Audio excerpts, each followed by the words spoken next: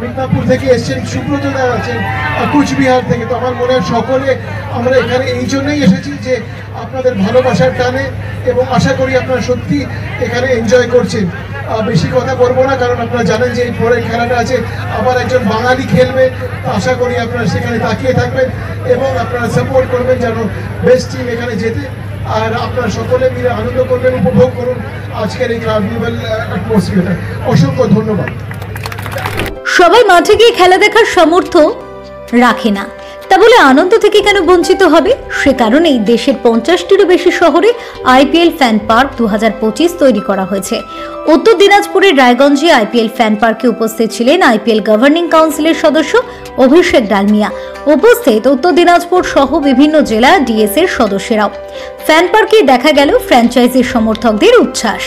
ফেরো report, channel 10। ভিড় হয়েছে, এই ভিড় দেখে ওনারা স্যাটিসফাইড এবং first time IPL fan park হচ্ছে, এইটা আজকে কমিট করতে হবে।